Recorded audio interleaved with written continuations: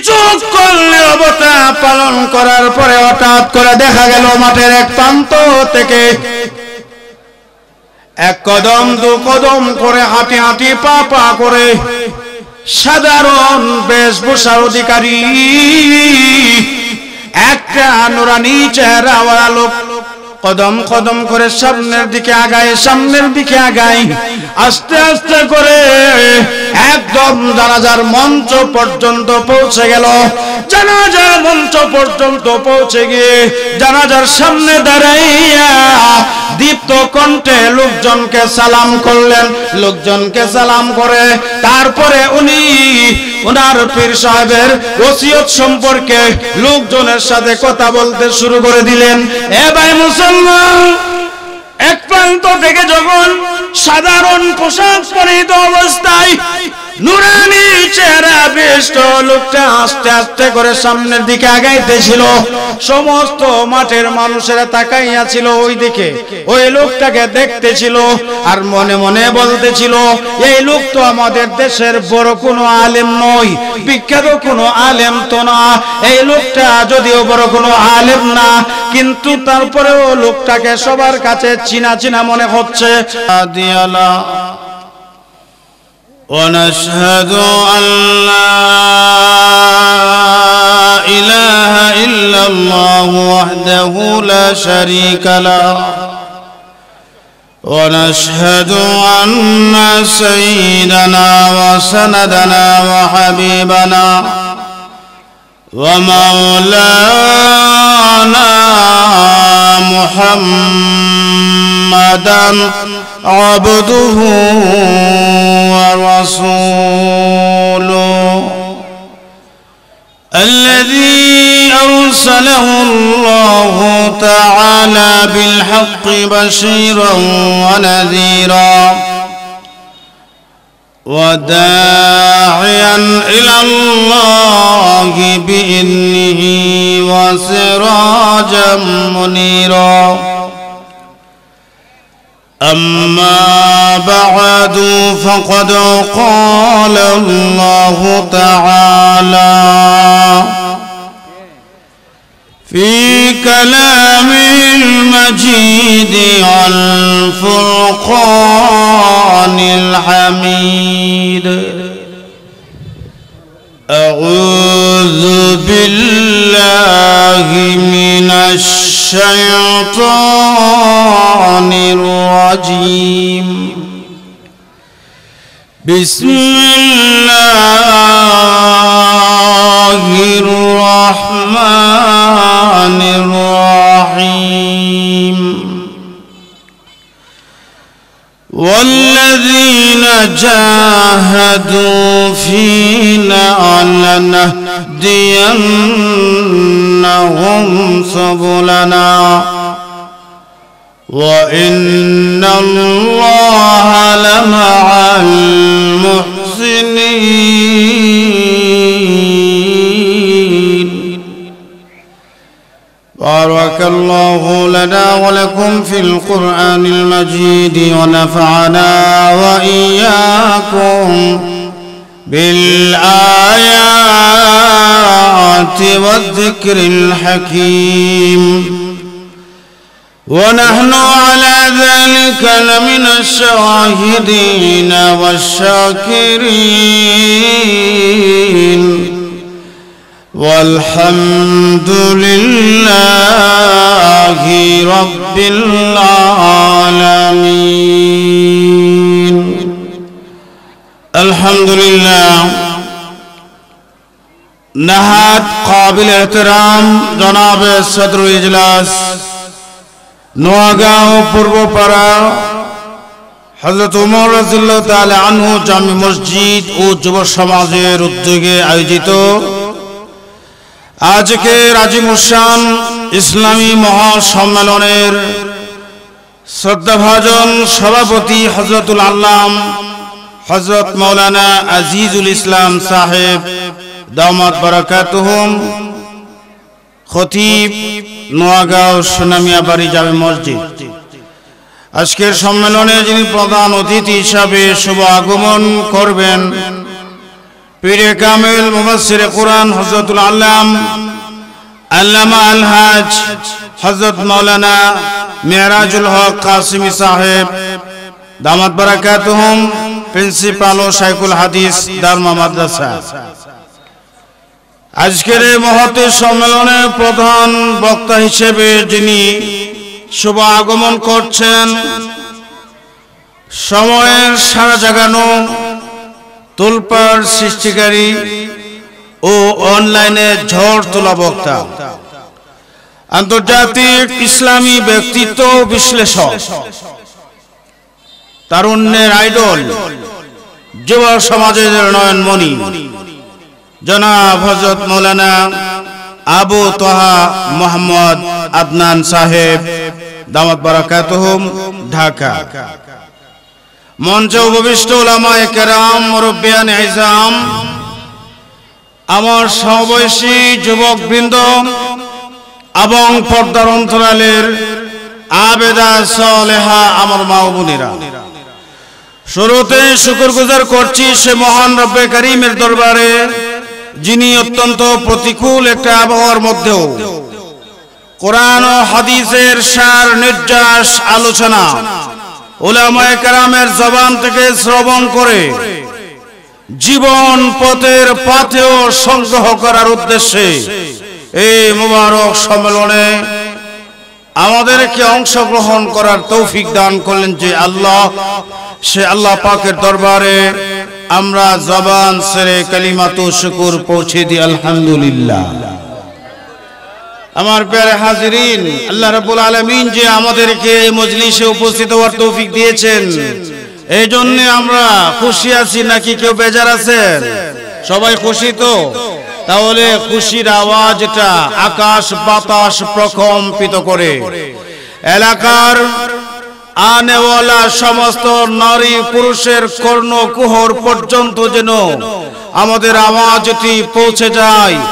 একসাথে এক বাক্যে জবান ছেড়ে আমরা আবারও পাঠ করি আলহামদুলিল্লাহ।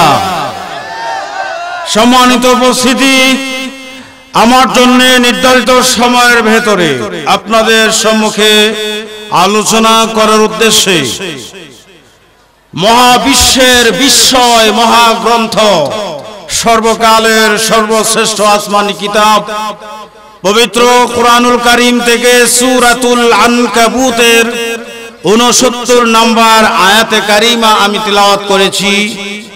এই আয়াতখানা এই সূরার সর্বশেষ আয়াত।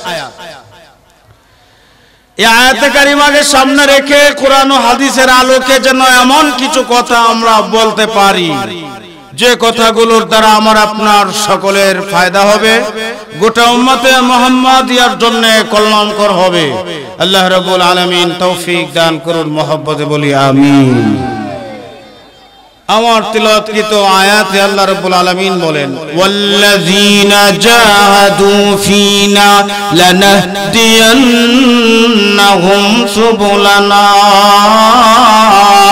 ওয়া ইন্নাল্লাহা লামাআল মুহসিনিন।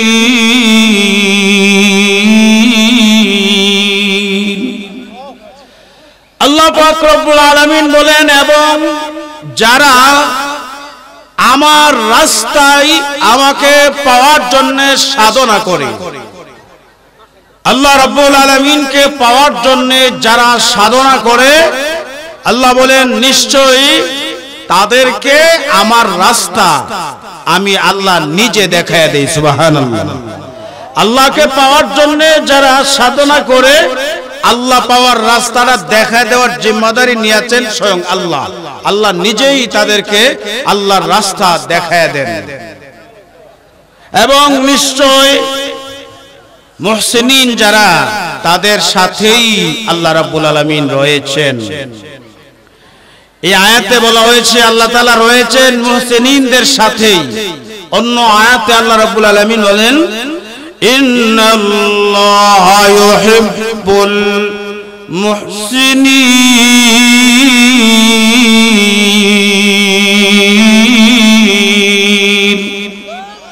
আল্লাহ রাব্বুল আলামিন বলেন নিশ্চয়ই মুহসিনিন যারা, তাদেরকে আমি আল্লাহ নিজে ভালোবাসি। সুবহানাল্লাহ। মুহসিনিনদেরকে আল্লাহ তাআলা পছন্দ করেন। আল্লাহ নিজে বলতেছেন মুহসিনিনদেরকে আমি আল্লাহ ভালোবাসি, আমি আল্লাহ তাদেরকে পছন্দ করি। আর এখানে আল্লাহ তাআলা বলতেছেন যারা মুহসিনিন হতে পারে আমি আল্লাহ তাদের সাথেই থাকি। মুহসিনিন শব্দের শাব্দিক অর্থ হলো ইহসান করনেওয়ালা। ইহসান বলা হয় নিঃস্বার্থভাবে কাউকে উপকার করা, নিঃস্বার্থভাবে কারো উপকার করার নাম হলো ইহসান। পরিভাষায় কোরআনে কারিমে আল্লাহ রাব্বুল আলামিন ইহসানের ব্যাখ্যা দিয়েছেন আয়াতের মাধ্যমে। হাদিসে পাকে বিশ্বনবী রাহমাতুল লিল আলামিন হাদিসের মাধ্যমে ইহসানের ব্যাখ্যা দিয়েছেন।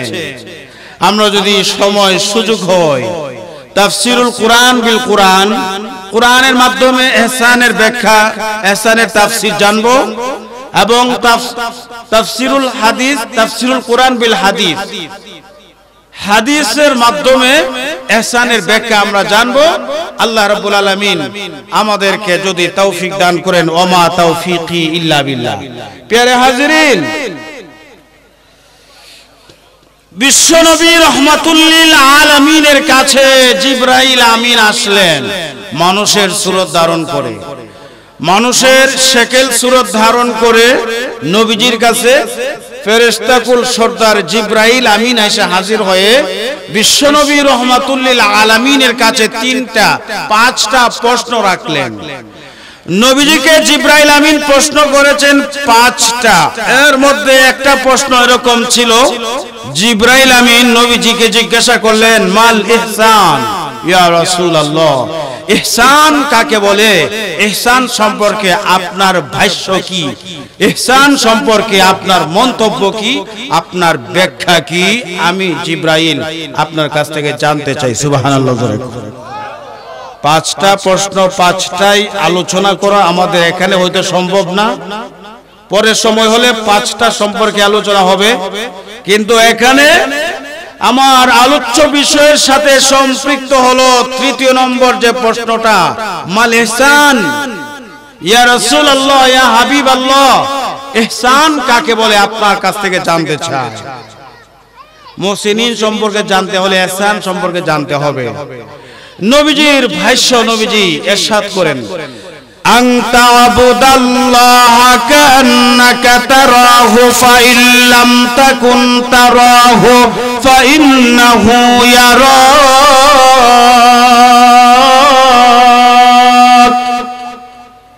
আল্লাহ নবী রাহমাতুল লিল আলামিন জিবরাইলকে জবাব দিয়ে দিলেন, জিবরাইল ইহসান বলা হবে এমন ভাবে তুমি ইবাদত করবে, আল্লাহর ইবাদত এমন ভাবে করবে যেন ইবাদতের ভেতরে তুমি আল্লাহ পাক রব্বুল আলামিনকে দেখতে পাও। সুবহানাল্লাহ।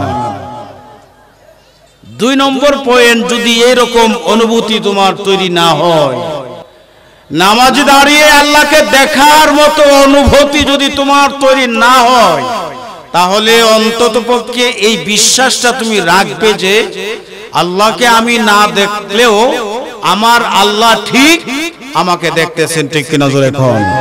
আমি নামাজে দাঁড়াইয়া আল্লাহকে দেখার ধ্যান করতে হবে, এটা আমার দায়িত্ব, আপনার দায়িত্ব, সকল মুমিন মুসলমানের দায়িত্ব। যারা ইহসান করতে চায়, যারা মুহসিনিনের অন্তর্ভুক্ত হতে চায়, তাদের দায়িত্ব হলো নামাজে দাঁড়াইয়া আল্লাহ রাব্বুল আলামিনকে দেখার ধ্যান করা, আল্লাহকে দেখার মতো অনুভূতি তৈরি করা। তবে যদি সেই অনুভূতিটা তৈরি না করতে পারেন, তাহলে নবীজি পথ বাতিয়ে দিয়েছেন তাদের জন্য রাস্তা হলো তারা অন্তত এই ইয়াকিন আর বিশ্বাস করে নিতে হবে, বদ্ধমূল ধারণা করে নেবে যে আমি যদিও আমার আল্লাহকে দেখার অনুভূতি তৈরি করতে না পারি, আমার আল্লাহ ঠিকই আমাকে দেখতেছেন। সুবহানাল্লাহ। আনতা আবুদাল্লাহ কান্নাকা তারাহু ফাইল্লাম তাকুন তারাহু ফাইন্নাহু ইয়ারাক। এ মুমিন মুসলমান, জিবরাইল আমিন সমস্ত ফেরেশতাদের সর্দার ছিলেন। আমার নবীর কাছে ওহী নিয়ে জিবরাইল আমিন প্রতিনিয়ত হাজির হতেন। তাফসীরের কিতাবে উল্লেখ করা হয়েছে বিশ্ব নবী রাহমাতুল লিল আলামিনের কাছে ওহী লইয়া একবার দুইবার নয় রে মুসলমান, জিবরাইল আমিন বরাবর 24,000 বার নবীজির দরবারে ওহী লইয়া হাজির হয়েছেন। সুবহানাল্লাহ। আমার আল্লাহ রাব্বুল আলামিনের সমস্ত ওহীগুলা বহন করে নিয়ে আসতেন জিবরাইল আমিন। কিন্তু ওই জিবরাইল আমিন ওই নবীজির কাছে আইসা প্রশ্ন করে, মাল ঈমান, মাল ইহসান, ইহসান কারে বলে, ঈমান কারে বলে, মাল ইসলাম, ইসলাম কারে বলে, মাতা তাকুম সাআতু, কিয়ামত কখন হবে? এই ধরনের কঠিন কঠিন এবং জটিল 5টা প্রশ্ন স্বয়ং জিবরাইল আমিন আমার নবীর সামনে পেশ করেছেন। এর দ্বারা উদ্দেশ্য হলো, মুফাসসিরিনগণ বলেন জিবরাইল আমিন এইগুলা সম্পর্কে জানে না এরকম নয়। আসল কথা হলো এই গুরুত্বপূর্ণ বিষয়গুলার এলেম, গুরুত্বপূর্ণ এই বিষয়গুলার আলোচনা জিবরাইল আমিন সমস্ত উম্মতে মুহাম্মাদিয়ার কাছে পৌঁছায় দেওয়া, সমস্ত উম্মতে মুহাম্মাদিয়ার নিকট এই 5টা গুরুত্বপূর্ণ বিষয়ের আলোচনা পৌঁছায় দেওয়ার উদ্দেশ্যে জিবরাইল আমিন নবীজির কাছে আয়েশা সওয়াল করেছেন, প্রশ্ন করেছেন। সুবহানাল্লাহ। জিবরাইল আমিন প্রশ্ন করলেন, মাল ইহসান ইয়া রাসূলুল্লাহ, ইয়া হাবিবাল্লাহ, ইহসান কাকে বলে জানতে চাই? আল্লাহ নবী জানায়া দিলেন, রে জিবরাইল, এমন ভাবে তুমি নামাজ পড়বে, এমন ভাবে তুমি ইবাদত বندگی করবে, ইবাদতের ভিতরে দাঁড়াইয়া যেন মহান আল্লাহ রাব্বুল আলামিনকে তুমি দেখতেছো এইরকম একটা অনুভূতি করে নেবে। আর যদি এইরকম অনুভূতি তুমি করে নিতে না পারো রে, তাহলে অবশ্যই অবশ্যই তুমি মনে রাখবে, আমি আমার আল্লাহকে না দেখলেও আমার আল্লাহ রাব্বুল আলামিন ঠিক আমাকে দেখতে পাইতেছেন। ঠিক কিনা জোরে কোন, আরো মহব্বতে কোন, ঠিক না বেটি? সবাই একসাথে বলেন ঠিক না বেটি? এই প্যারে হাজিরিন, মুহসিনিন হওয়ার জন্য আল্লাহ পাক রব্বুল আলামিন আমাদেরকে বিভিন্ন রকমের উৎসাহ প্রদান করতেছেন, আমাদেরকে অনুপ্রেরণা আল্লাহ রাব্বুল আলামিন দিতেছেন মুহসিনিন হয়ে যাওয়ার জন্য। কারণ হলো মুহসিনিনদের সাথে আল্লাহ ওয়াদা করেছেন, মুহসিনিনদের সাথে আল্লাহ নিজে আছেন, আল্লাহ ওয়াদা করেছেন মুহসিনিনদেরকে ভালোবাসেন স্বয়ং আল্লাহ পাক রব্বুল আলামিন। সুবহানাল্লাহ। এবার আমার কুরআনে কারীমের সূরা লুকমানের 4 নম্বর আয়াতে আল্লাহ পাক রব্বুল আলামিন মুহসিনিনের ব্যাখ্যা দিতে গিয়ে 3টা শর্ত উল্লেখ করেছেন। আল্লাহ রাব্বুল আলামিন বলেন, 1 নম্বর, যে ব্যক্তি নামাজগুলা কায়েম করে ঠিক মতো যে ব্যক্তি নামাজ কায়েম করে। আর 2 নম্বর হলো যে ব্যক্তি নিসাব পরিমাণ মালের মালিক হইলে যাকাত দান করে। নিসাব পরিমাণ মালের মালিক হওয়ার পরে যে ব্যক্তি যাকাত প্রদান করে এবং কিয়ামতের দিনের উপর, আখিরাতের উপর পরিপূর্ণভাবে পরিপূর্ণ ইয়াকিন আর বিশ্বাস যে ব্যক্তি রাখতে পারে, ওই ব্যক্তি মহান আল্লাহ রাব্বুল আলামিনের দরবারে মুহসিনিন হইতে পারে। সুবহানাল্লাহ। আল্লাযীনা ইউকিমুনাস সালাতা ওয়া ইউতুনাজ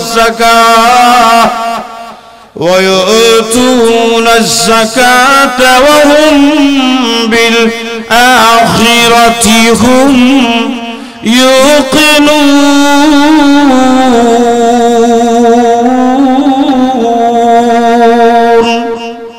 আল্লাহ পাক রব্বুল আলামিন বলেন, মুহসিনিন হইল ওই সকল মানুষেরা যে সকল মানুষেরা নামাজ কায়েম করে 5 ওয়াক্ত।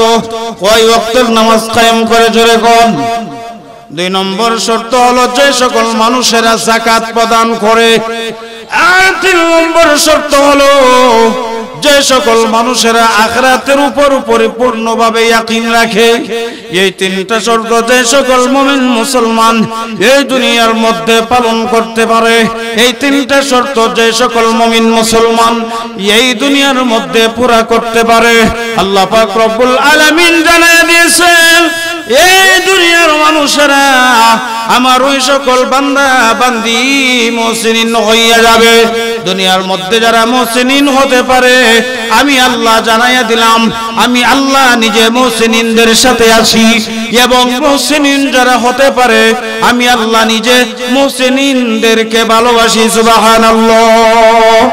এবার আমার আল্লাহ পাক রব্বুল আলামিন বলে দিয়েছেন আমি আল্লাহকে পাওয়ার জন্য আমার যে সকল বান্দা বান্দিরা মুজাহাদা করে, আমি আল্লাহকে পাওয়ার জন্য যারা চেষ্টা এবং সাধনায় লিপ্ত হয়ে যায়, আমি আল্লাহর রাস্তায় চলার জন্য যারা সাধনা করতে থাকে মুজাহাদা করতে থাকে, আমার ওই সকল বান্দা বান্দিকে আমার রাস্তা দেখাইয়া দেওয়া আমি আল্লাহ নিজের দায়িত্ব হয়ে যাই।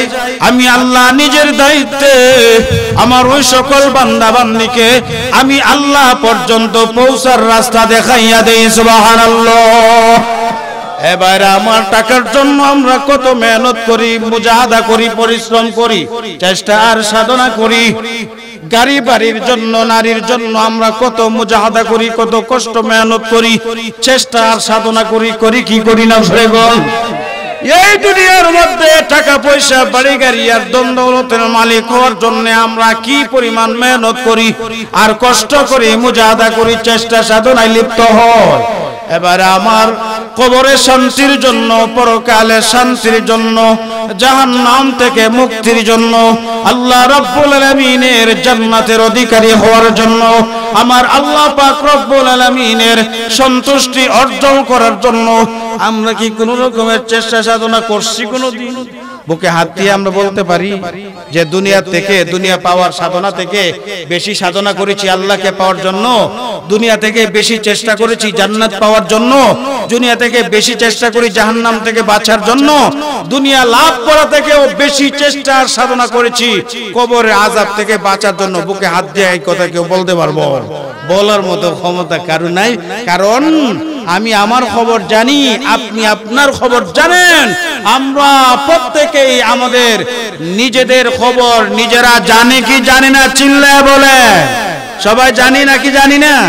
জানি, সবাই আমরা জানি যার যার খবর নিজের কাছে বেশি জানা আছে। ইস্তাফতি কালবাকা ইস্তাফতি নাফসাকা। নবীজির কাছে সাহাবায়ে কেরাম প্রশ্ন করলেন, নবীজি বললেন তুমি তোমার মনকে প্রশ্ন করো, তুমি তোমার কলবকে প্রশ্ন করো, তোমার মন বলে দেবে কোন কাজটা ভালো ছিল আর কোন কাজটা মন্দ ছিল। ঠিক না বেরিক জুরে? এবার আমার আধ্যাত্মিক জগতের ইমাম খাজা গরিবে নওয়াজ মুঈনুদ্দিন চিশতি রহমাতুল্লাহি আলাইহির নাম আপনারা কোনোদিন শুনেন নাই? মুঈনুদ্দিন চিশতি রহমাতুল্লাহি আলাইহির নাম শুনছেন? সবাই শুনেছেন? এত বড় একজন আল্লাহওয়ালা ছিল রে, এত বড় একজন বুজুর্গ ছিল। এই উপমহাদেশের মধ্যে খাজা মুঈনুদ্দিন চিশতি রহমাতুল্লাহি আলাইহির মেহনতের ফসল, ওনার মেহনত আর মুজাহাদার বদৌলতে আল্লাহ পাক রব্বুল আলামিন ইসলামকে এই এলাকার মধ্যে চমকায়া দিয়েছেন। মাত্র একদিনের ঘটনা, ইসলাম বিদ্বেষী আর বাতিল আর তাগুতেরা আল্লাহর ওলি মুঈনুদ্দিন চিশতি রহমাতুল্লাহি আলাইহিকে দমায়ে দেওয়ার জন্য বিভিন্ন রকমের চেষ্টা আর সাধনা করেছিল, বিভিন্ন রকমের ষড়যন্ত্র আর অপতৎপরতা চালিয়েছিল, চক্রান্ত চালিয়েছিল।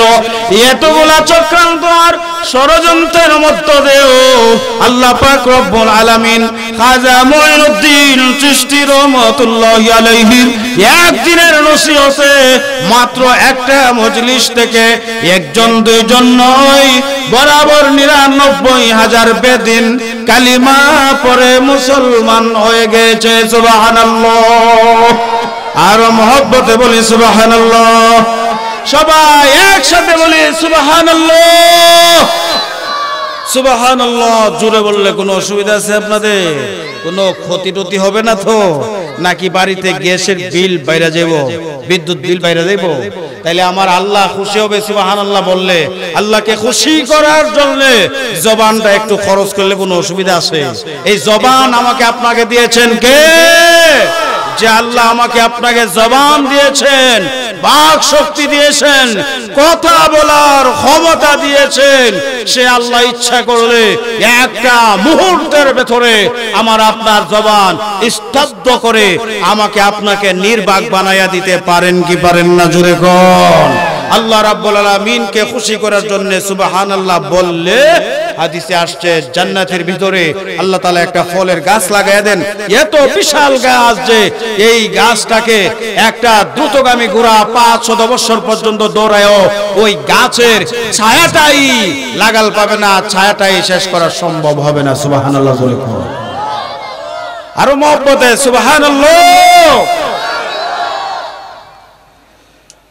এবার আমার আধ্যাত্মিক জগতের ইমাম খাজা গরিবে নওয়াজ মঈনুদ্দিন চিশতি রহমাতুল্লাহি আলাইহি একটা মজলিসের ভেতরে ভাষণ দিতেছিলেন। লোকজনকে আমার আল্লাহ রাব্বুল আলামিনের একত্ববাদের দাওয়াত দিতেছিলেন, তাওহীদের দাওয়াত, কালিমার দাওয়াত দিতেছিলেন। আল্লাহর ওলি রহমাতুল্লাহি আলাইহির দাওয়াত পাইয়া একদিন মাত্র একটা মজলিসের ভেতরে একজন দুইজন নয় রে মুসলমান, বরাবর 99,000 বেদিন মানুষ কালিমা পড়ে মুসলমান হয়ে গেছে। সুবহানাল্লাহ। আল্লাহর ওলি মঈনুদ্দিন চিশতি রহমাতুল্লাহি আলাইহির প্রধান শাগির্দ যিনি ছিলেন, সবচেয়ে বড় শাগির্দ যিনি ছিলেন, প্রধান খলিফা যিনি ছিলেন, ওনার নাম ছিল খাজা কুতুবউদ্দিন বখতিয়ার কাকি রহমাতুল্লাহি আলাইহি। আল্লাহর ওলি খাজা কুতুবউদ্দিন বখতিয়ার কাকি রহমাতুল্লাহি আলাইহির মাধ্যমে এই দেশের মধ্যে দ্বীনের অনেক খিদমত হয়েছে, ইসলামের খিদমত হয়েছে, তাবলীগের দাওয়াতের খিদমত হয়েছে। খাজা কুতুবউদ্দিন কাকি রহমাতুল্লাহি আলাইহির আসল নাম ছিল বখতিয়ার। বখতিয়ার ওনাকে উপাধি দেওয়া হয়েছিল কুতুবউদ্দিন এবং ওনাকে উপাধি দেওয়া হয়েছিল কাকি। এই দুইটা উপাধি সম্পর্কে সময় হলে পরে কথা বলবো। এবার আমার আল্লাহর ওলি খাজা কুতুবউদ্দিন বখতিয়ার কাকি রহমাতুল্লাহি আলাইহি এই পৃথিবীর মায়া ত্যাগ করে চিরতরে মওলার ডাকে সাড়া দিয়া পৃথিবী থেকে বিদায় হয়ে গেলেন। আল্লাহর ওলি পৃথিবী থেকে বিদায় হয়ে গেলেন। সুন্নত তরিকা অনুযায়ী ওনাকে গোসল দেওয়া হলো, সুন্নত তরিকা অনুযায়ী কাফনের কাপড় পরানো হলো। সুন্নত তরিকা অনুযায়ী পুরুষেরা মারা গেলে 3টা কাপড় দেওয়া হয়, আর মহিলারা মারা গেলে 5টা কাপড় দেওয়া হয়। ঠিক না বেরিয়ে জোরে গো। আল্লাহর ওলিকে কাফনের কাজ সম্পাদন করে জানাজার ময়দানে হাজির করা হলো। জানাজার ময়দানে উপমহাদেশের প্রখ্যাত বড় বড় আলেম উলামাগণ মাসে একগণ একত্রিত হইলেন জানাজার নামাজে শরীক হওয়ার জন্য। এত বড় একজন বুজুর্গ দুনিয়া থেকে বিদায় হয়ে যাবে, ওনার জানাজায় শরীক হইতে পারা এটা বিরাট বড় ভাগ্যের ব্যাপার। ভারত উপমহাদেশের প্রত্যন্ত অঞ্চল থেকে মুমিন মুসলমানেরা দলে দলে যোগদান করতে লাগলো। জানাজার ময়দানে যাইয়া হাজির হয়ে গেল। জানাজার ময়দান লোকে লোকে রত্ন হইয়া গেল। তিল ধারণের ঠাঁই নাই, সামান্য একটু ফাঁকও জানাজার মাঠে নাই। কিন্তু জানাজার মাঠে চতুর্দিকে লোকজনের মুখে মুখে একটা প্রশ্ন জেগে গেল, আল্লাহর ওলি দুনিয়া থেকে বিদায় হয়ে গেছে, না জানি কোন ভাগ্যবান ব্যক্তি আজকের এই জানাজার নামাজে ইমামতি করবে। কোন ব্যক্তি হবে সেই ভাগ্যবান আল্লাহর ওলির জানাজার নামাজে যিনি ইমামতি করবেন? লোকজনের মুখে মুখে একটা মাত্র প্রশ্ন, ইমামতি কে করবেন দেখতে হবে, ইমামতি কে হবেন একটু জানতে হবে, বুঝতে হবে। এ ভাই মুসলমান, আস্তে আস্তে করে সময় অতিবাহিত হয়ে যায়, কিন্তু দেখা যায় জানাজার নামাজে ইমামতি করার জন্য কেউ অগ্রসর হচ্ছে না। পুরাটা ময়দান লোকে লোকে রণ্য হইয়া গেল। সমস্ত মানুষেরা একজন আরেকজনের দিকে তাকিয়ে আছে, একজন আরেকজনকে প্রশ্ন করে, হে ভাই, আল্লাহর ওলির জানাজার নামাজের ইমামতি কে করবেন? আরেক এইভাবে কালক্ষেপণ হইতেছে, সময় অতিবাহিত হইতেছে, কিন্তু কেউ তো সামনের দিকে আগায় না, আর জানাজার নামাজও শুরু হয় না, জানাজার নামাজও শুরু হয় না, আর কেউ সামনের দিকে আগায় না। সময় কিন্তু আস্তে আস্তে করে অতিবাহিত হয়ে যাইতেছে। এমন এক মুহূর্ত সময়ে হঠাৎ করে খাজা মুঈনুদ্দিন চিশতি রহমতুল্লাহি আলাইহির আরেকজন খলিফা, যার নাম ছিল খাজা আবু সাঈদ রহমতুল্লাহি আলাইহি, খাজা আবু সাঈদ রহমতুল্লাহি আলাইকে খাজা কুতুবউদ্দিন বখতিয়ার কাকি রহমতুল্লাহি আলাইহি উনিও ওনাকে খেলাফত দিয়েছিলেন। আস্তে করে সামনের দিকে আগায়া গেলেন, আর দাঁড়িয়ে উপস্থিত লোকজনকে উদ্দেশ্য করে এলান শুরু করে দিলেন, সম্মানিত উপস্থিতি, সম্মানিত মুমিন মুসলমানগণ, সম্মানিত উলামায়ে কেরামগণ, আমি আমার হুজুরের পক্ষ থেকে একটা আবেদন আপনাদের কাছে পৌঁছাইয়া দিলাম। আপনাদের কাছে একটা আবেদন, একটা ওসিয়ত আমি পৌঁছা দেই। আমার পীর ও মুর্শিদ খাজা কুতুবউদ্দিন বখতিয়ার কাকি রহমতুল্লাহি আলাইহি মৃত্যুর আগে আমার কাছে ওসিয়ত করে গেছেন, আমাকে বলে গেছেন, আবু সাঈদ রে, যেই দিন আমি দুনিয়া থেকে বিদায় হয়ে যাব, আমার জানাজার জন্য লোকজন যখন সমাগম হবে, সমস্ত লোকজন একত্রিত হওয়ার পরে লোকজনকে উদ্দেশ্য করে তুমি আমার ওসিয়তটা পৌঁছাইয়া দেবে। আমি ওসিয়ত করে গেলাম, আমার জানাজার নামাজে এমন একজন ব্যক্তি ইমাম হবেন, যেই ব্যক্তি তার জিন্দেগির মধ্যে কোনোদিন কবিরা গুনাহ করে নাই, যেই ব্যক্তি কোনোদিন হারাম কাজে অংশগ্রহণ করে নাই, যেই ব্যক্তি কোনোদিন ফরজ নামাজ তরক করে নাই, কোনোদিন ওয়াজিব নামাজ তরক করে নাই, কোনোদিন সুন্নতে মুআক্কাদা নামাজও তরক করে নাই, এমন কি বালেগ হওয়ার পর থেকে যেই ব্যক্তি আসর নামাজের 4 রাকাত গায়রে মুআক্কাদা সুন্নত নামাজও কোনোদিন ছেড়ে দেয় নাই, এমন কোন ব্যক্তি যদি উপস্থিত লোকদের মধ্যে পাওয়া যায়, তাহলে ওই ব্যক্তিকে আমার পক্ষ থেকে ওসিয়ত পৌঁছাইয়া দেবে, ওই ব্যক্তি আমার জানাজার নামাজে ইমামতি করবেন। সুবহানাল্লাহ, সবাই মহব্বতে বলি সুবহানাল্লাহ, সবাই একসাথে বলি সুবহানাল্লাহ। চিন্তা করে দেখছেন, বালেগ হওয়ার পরে কোনোদিন কবিরা গুনাহ করে নাই, বুঝ হওয়ার পরে কোনোদিন হারাম কাজে সম্পৃক্ত হয় নাই, কোনোদিন ফরজ নামাজ তরক করে নাই, কোনোদিন ওয়াজিব নামাজ কাজা করে নাই, কোনোদিন সুন্নতে মুআক্কাদা নামাজ ছেড়ে দেয় নাই, এমন কি আসরের যে 4 রাকাত সুন্নত আছে, এই সুন্নতটাও কোনোদিন ছাড়ে নাই। আল্লাহু আকবার, জোরে কোন না, আর মহব্বতে আল্লাহু আকবার। চিন্তা করে দেখছেন, আসরের 4 রাকাত সুন্নত, এটা ফরজ না, ওয়াজিব না, সুন্নতে মুআক্কাদাও না, এটা হলো গায়রে মুআক্কাদা। সুন্নতে গায়রে মুআক্কাদা কেউ যদি পড়ে অনেক সওয়াব পাবে, কেউ যদি না পড়ে কোনো গুনাহ হবে না, কেউ যদি না পড়ে কোনো দোষ হবে না। ঠিক কিনা জোরে করেন। এবার আমার খাজা আবু সাঈদ রহমাতুল্লাহি আলাইহির দীপ্ত কণ্ঠে এই ঘোষণা শোনার পরে গোটা জানাজার ময়দান একদম নীরব নিস্তব্ধ হইয়া গেল। শুনশান নীরবতা বিরাজ করতেছে, পিন পতন নীরবতা শুরু হয়ে গেছে।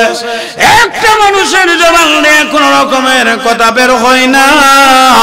একটা মানুষের মুখ দিয়ে কোনো কথা বের হয় না, সমস্ত মানুষেরা নীরব নিস্তব্ধ হয়ে যায়, সমস্ত মানুষেরা একদম চুপচাপ হয়ে গেল। একটা মানুষ আর একটা মানুষের দিকে তাকাইয়া শুধু শুধু চোখ দিয়ে ইশারা করে, হাত দিয়ে ইশারা করে, কারো জবানে কোনো রকমের আওয়াজ নাই, কারো জবানের মধ্যে কোনো রকমের একটু শব্দটি পর্যন্ত নয়। সমস্ত জানাজার ময়দান একদম নীরব নিস্তব্ধ হইয়া গেল। সমস্ত মানুষেরা চাওয়াচাওয়ি করতে লাগলো, না জানে কোন ভাগ্যবান ব্যক্তি হবে যে ব্যক্তি তার জিন্দেগিতে কোনোদিন হারাম কাজ করে নাই, যে ব্যক্তি জিন্দেগিতে কোনোদিন ফরজ নামাজ তরক করে নাই, জিন্দেগিতে কোনোদিন ওয়াজিব নামাজ তরক করে নাই, এমনকি কোনোদিন সুন্নতে মুআক্কাদা নামাজও যে ব্যক্তি ছেড়ে দেয় নাই, জিন্দেগিতে যে ব্যক্তি কোনো কবিরা গুনাহ করে নাই, এমন ব্যক্তি কে হতে পারে রে? ওই ব্যক্তিটাকে দুই নয়ন ভরে আগে দেখতে হবে। সুবহানাল্লাহ, জোরে গো। ফরজও ছুটে নাই, ওয়াজিবও ছুটে নাই, সুন্নতে মুআক্কাদাও ছুটে নাই, বালেগ হওয়ার পরে হারাম কাজ করে নাই, কবিরা গুনাহ কোনোদিন করে নাই, এমন কি বালেগ হওয়ার পরে আসর নামাজের 4 রাকাত সুন্নত যেটা নফলের শামিল, সুন্নতে গায়রে মুআক্কাদা, এই নামাজটাও কোনোদিন ছাড়ছে না। এমন মারফুত কে হইতে পারে? এই ময়দানে যদি এমন লোক না পাওয়া যায় তাহলে কি হবে? আল্লাহর ওলি যে কঠিন শর্ত দিয়ে গেছে, এরকম শর্ত অনুযায়ী লোক যদি না পাওয়া যায় তাহলে জানাজার কি হবে? জানাজার কি পরিস্থিতি হবে? সমস্ত মানুষেরা একটা দুশ্চিন্তা বোধ করতেছে, আর সমস্ত মানুষেরা অত বিহ্বল হয়ে নীরব নিস্তব্ধ হয়ে চুপ হয়ে গেল, কেবল একজন আরেকজনের দিকে চোখ দিয়ে খালি তাকাই। সুবহানাল্লাহ, জোরে বলুন। এ ভাই মুসলমান, কিছুক্ষণ নীরবতা পালন করার পরে হঠাৎ করে দেখা গেল মাঠের এক প্রান্ত থেকে এক কদম দু কদম করে হাঁটি হাঁটি পা পা করে সাধারণ বেশভূষার অধিকারী একটা নুরানি চেহারাওয়ালা লোক কদম কদম করে সামনের দিকে আগায়, সামনের দিকে আগায়, আস্তে আস্তে করে একদম জানাজার মঞ্চ পর্যন্ত পৌঁছে গেল। জানাজার মঞ্চ পর্যন্ত পৌঁছে গিয়ে জানাজার সামনে দাঁড়াইয়া দীপ্ত কণ্ঠে লোকজনকে সালাম করলেন। লোকজনকে সালাম করে তারপরে উনি ওনার পীর সাহেবের ওসিয়ত সম্পর্কে লোকজনের সাথে কথা বলতে শুরু করে দিলেন।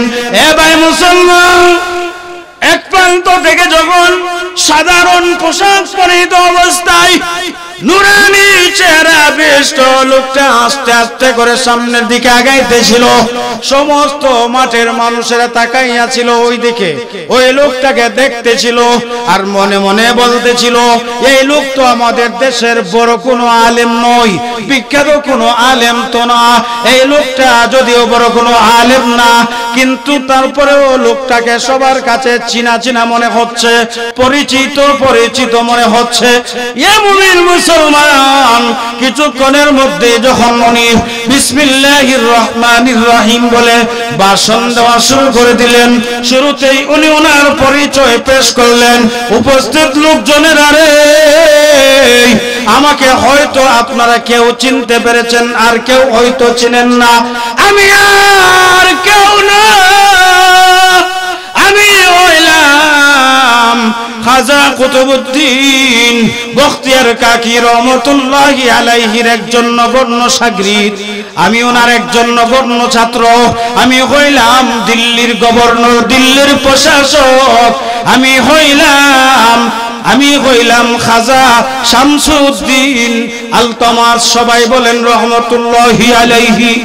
এ ভাই মুসলমান, ওনার পরিচয় পাওয়ার পরে লোকজনেরা অবাক হইয়া গেল। এই লোকজনেরা অবাক হইয়া বলা বলি শুরু করে দিল। হাজার হাজার মানুষের সমাগম, হাজার হাজার আলেম উলামা এখানে উপস্থিত আছে, হাজার হাজার বুজুর্গান দ্বীন উলামা মাশায়েখ উপস্থিত আছেন, ইমামা ইম্মাগণ উপস্থিত আছেন, হাজার হাজার নেককার মুমিন মুসলমান মুর্দেগান মর্দে মুমিন মুসলমান উপস্থিত আছেন। একজনও দেখি এই শর্ত অনুযায়ী স্বীকার করে নাই, সামনে অগ্রসর হয় নাই, ওই দিল্লির প্রশাসক শামসুদ্দিন আলতামাস দেখি শর্তগুলা পূরণ করে সামনে হাজির হয়ে গেছে। সুবহানাল্লাহ। এ ভাই মুসলমান,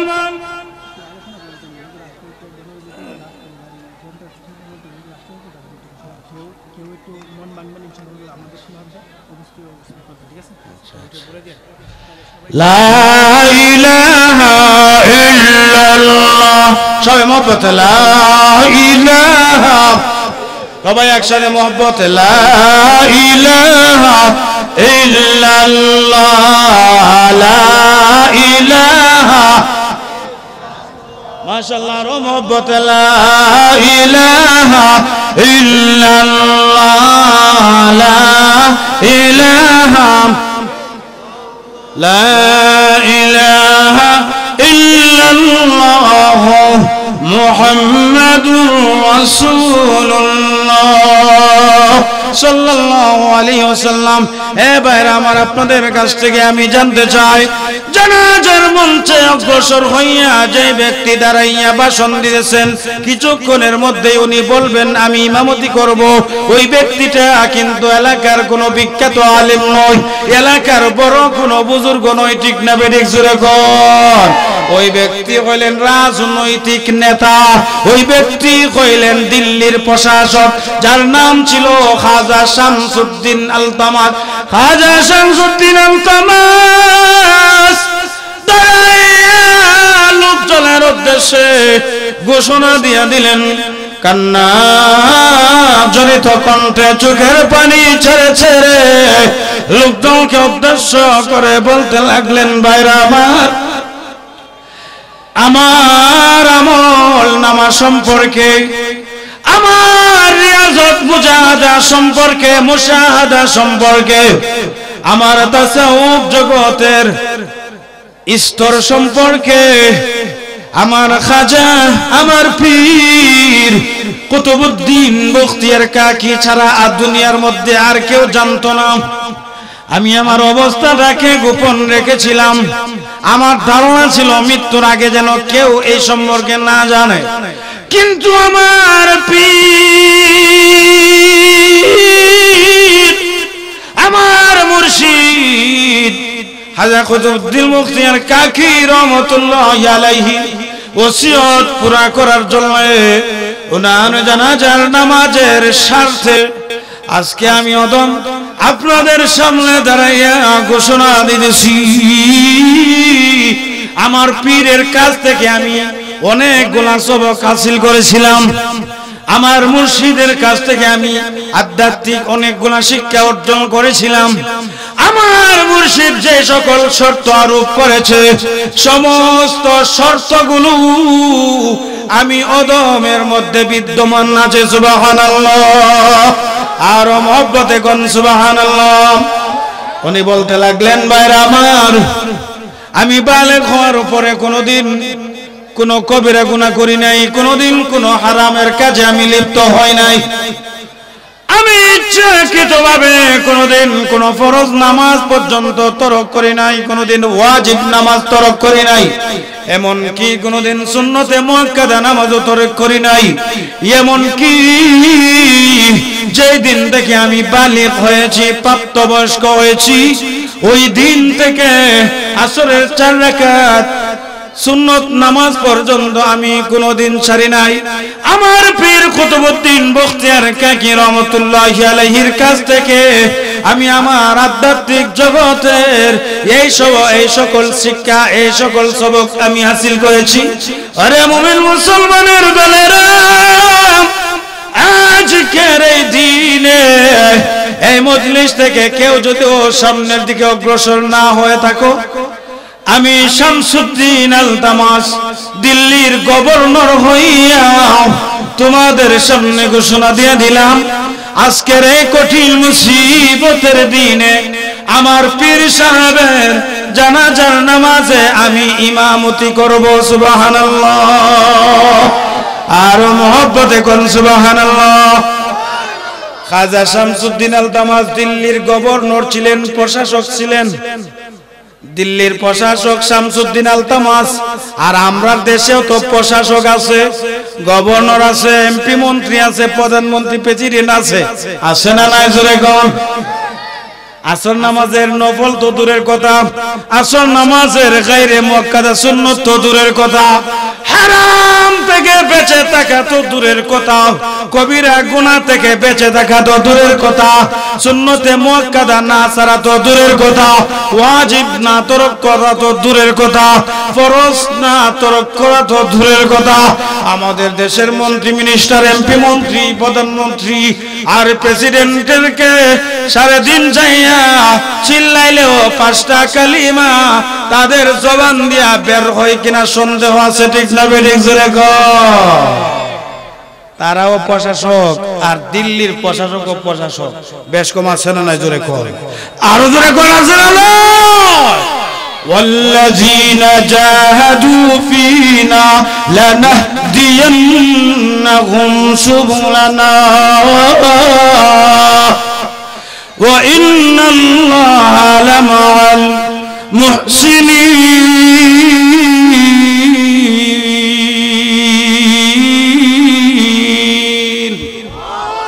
আল্লাহ রাব্বুল আলামিন বলেন, আমি আল্লাহকে পাওয়ার জন্য যারা চেষ্টা করে আর সাধনা করে, নিশ্চয় নিশ্চয়ই আমি আল্লাহ তাদেরকে আমার রাস্তা দেখাইয়া দেব। নিশ্চয় আমি আল্লাহ মুহসিনিনদের সাথেই আছি। অন্য আয়াতে আল্লাহ ঘোষণা দিয়েছেন, নিশ্চয়ই মুহসিনিনদেরকে ভালোবাসি আমি আল্লাহ, মুহসিনিনদের সাথে আছেন আল্লাহ। মুহসিনিনদেরকে ভালোবাসেন কে? জোরে কোন? মুহসিনিন কারা হইতে পারে? এ মুসলমান, নবী বলেছেন নামাজ পড়ার সময় এমন ভাবে নামাজ পড়তে হবে, নামাজে দাঁড়াইয়া যেন আল্লাহকে দেখতেছো এই রকম অনুভূতি তৈরি করতে হবে। এই রকম অনুভূতি যদি তোমার তৈরি না হয়, অন্ততপক্ষে এই কথাটা মনে রাখবে, তুমি তোমার আল্লাহকে না দেখলেও তোমার আল্লাহ ঠিক তোমাকে দেখতেছেন। সুবহানাল্লাহ। এই কাজ যারা করতে পারে তারা হইল মুহসিনিন। আল্লাহ রাব্বুল আলামিন বলেন, 5 ওয়াক্তের নামাজ যারা কায়েম করে, যারা যাকাত প্রদান করে, নিসাব পরিমাণ মালের মালিক হলে, আর পরকালের উপর পরিপূর্ণভাবে যারা ইয়াকিন আর বিশ্বাস করে, ওই সকল মুমিন মুসলমানেরাই মুহসিনিন হইতে পারে। মুহসিনিনদের সাথে আছেন কে? জোরে কোন? মুহসিনিনদেরকে ভালোবাসেন কে? আরো জোরে কোন? আমরা সবাই দুনিয়াতে থাকতে মুহসিনিন হতে চাই কি চাই না? জোরে কোন? আল্লাহ পাক রব্বুল আলামিন আমাদের সকলকে মুহসিনিন বান্দা হওয়ার তৌফিক দান করেন, বলি আমিন। আরো মহব্বতে বলি আমিন। নামাজে দাঁড়াইয়া যদি বাড়ির মধ্যে মন পইরা থাকে, নামাজে দাঁড়াইয়া যদি বাজারের মধ্যে মন পইরা থাকে, নামাজে দাঁড়াইয়া যদি অফিস আদালতে মন পইরা থাকে, নামাজে দাঁড়াইয়া যদি কলকারখানা, মিল ফ্যাক্টরি আর ব্যবসা বাণিজ্যের মধ্যে মন পইরা থাকে, তাহলে ওই মনের চোখ দিয়া কোনোদিন নামাজে দাঁড়াইয়া আল্লাহ দেখে, আল্লাহকে দেখার অনুভূতি তৈরি হবে? কোনোদিন হবে না। এই জন্য নামাজে যখন দাঁড়াবো, তাকবীরে তাহরিমা আল্লাহু আকবার বলবো। তাকবীরে তাহরিমার মাধ্যমে সমস্ত দুনিয়াবি জায় ঝামেলাকে আমি হারাম করে এইগুলা থেকে ফারিগ হয়ে এখন থেকে একমাত্র আমার আর আমার আল্লাহর মাঝখানে বাকি সময়টাকে বন্টন করে দিতে আমরা রাজি আছি ইনশাআল্লাহ। মোবাইল খোলা রাখবো না, মসজিদে ঢোকার আগেই টোটালি মোবাইলটাকে বন্ধ করে দেব। কারণ হলো আমি হাজিরা দেওয়ার জন্য হাজির হচ্ছি মহান আল্লাহর দরবারে। কার দরবারে? জোরে কোন? আনতা আবুদাল্লাহ কান্নাকা তারাহু ফাইন লাম তাকুন তারাহু ফাইন্নাহু ইয়ারাক। আল্লাহর নবী রাহমাতুল লিল আলামিন বলেন, মুসলিম হতে হলে তোমাকে নামাজে দাঁড়ানোর সময় এমন একটা ফিলিংস তৈরি করতে হবে, এমন একটা অনুভূতি তোমার তৈরি করতে হবে যেন তুমি নামাজে দাঁড়াইয়া দাঁড়াইয়া স্বয়ং আল্লাহ রাব্বুল আলামিনকে দেখতেছো। এই রকম অনুভূতি যদি তুমি তৈরি করতে না পারো রে, তাহলে মনে রাখবে তুমি আল্লাহকে না দেখলেও স্বয়ং আল্লাহ রাব্বুল আলামিন তোমাকে দেখতেছেন। ঠিক না বেঠিক? জোরে কোন? সুতরাং নামাজে যারা এদিক সেদিক লড়াচড়া করা যাবে না, দেন খেয়ালের সাথে, দেন মগ্নতার সাথে, ধীর স্থিরতার সাথে, আদবের সাথে নামাজকে আদায় করতে হবে। নবীজি বলেছেন সল্লু কামা রাআইতুমুনি উসাল্লি, হে উম্মতের দল, আমি নবী কিভাবে নামাজ পড়ি তোমরা দেখো, তারপরে আমার মতো করে তোমরা নামাজ পড়ো। নবীজির নামাজের মতো করে আমরা সবাই নামাজ পড়তে রাজি আছি ইনশাআল্লাহ। আল্লাহ রাব্বুল আলামিন তৌফিক দান করেন বলি আমিন। আমার প্যারে হাজিরিন, আজান হয়ে গেছে, নামাজের সময় সন্নিকটে, এজন্য কথা আর